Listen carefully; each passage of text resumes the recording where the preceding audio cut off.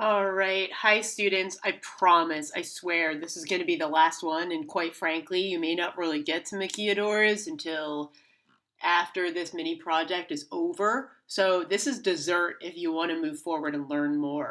This is an extension of the conversation about NAFTA as far as I'm concerned. I just want us to dig a little bit deeper into what maquiladoras are.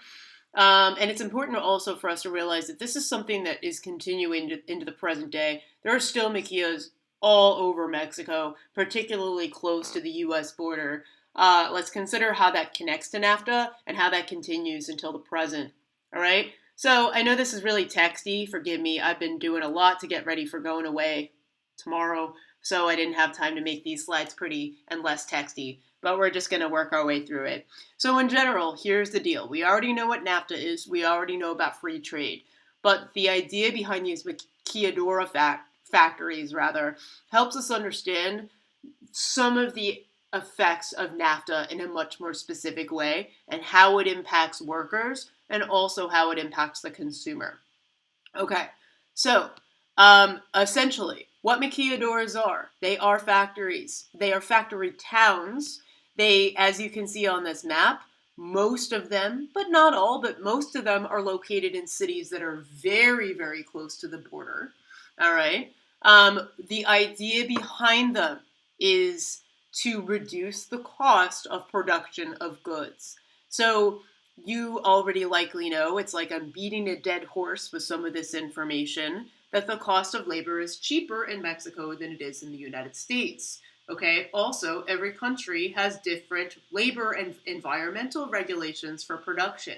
The United States has more environmental impact requirements for manufacturing than Mexico does. Okay, so in general, it is cheaper to run a factory in Mexico because there are fewer regulations, fewer environmental standards that they need to adhere to. Okay, so because NAFTA is in place, it is much easier for Mexico to be able to produce things very cheaply on their side of the border and then export them to the United States when they are finished and sell those without slapping a tariff on them.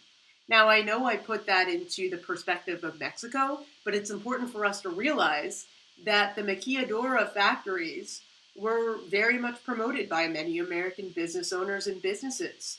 It is very possible to be American and own a maquiladora. Okay, so this also is one of the consequences of free trade. Okay, so for example, many automotive industries in the United States have maquiladoras on the Mexican side of the border. They're still producing an American product for an American corporation, but they're producing it cheaper because it's on the Mexican side of the border. And then they are able to sell it at a lower cost because there is no tariff to cross back into the United States. What's really fascinating about this to me is that certain products, actually the parts for those products are going to cross the border multiple times in order to get manufactured and then sold. And that's what this bullet point is getting at. So let's say hypothetically you're manufacturing a car. The video about toy cars touches upon this. You might have the parts for that car produced in the United States.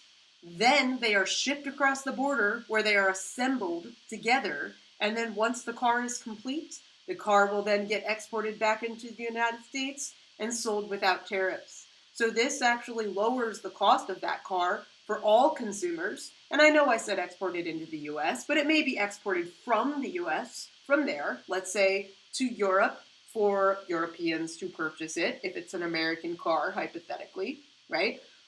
So this is beneficial to the consumer, but some of the consequences. This clearly keeps wages low in the maquiladora factories. We already looked in previous slides about the living standards in some of these border cities. Because the Mexican economy was unable to sustain basic infrastructure given the population increase in the late 20th century, it is very difficult for all of the cities where maquiladoras are located to be able to ensure a certain standard of living. Okay, So many of the areas where maquiladoras are located are still areas that are poverty stricken. This is just super cool. I'm not going to waste your time looking at this here. But if you're on this slide, and it may be a slightly different number when you look at it, you can actually click, and this is an active map, and you can zoom in and look at some of these cities and look at how concentrated maquiladoras are. And then if you really want to get into it, you could go to Google Maps, turn on satellite view, and actually find some of the maquiladoras on your own. It's pretty cool. And that's what this activity is.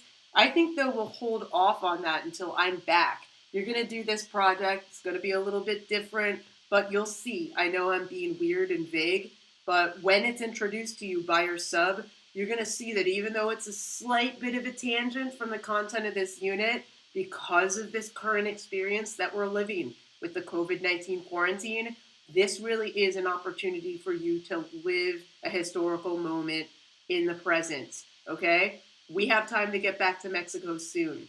With that said, this is it for a couple of weeks. I'm going to miss you guys. I will see you, hopefully, on May 11th. Stay tuned, and thanks.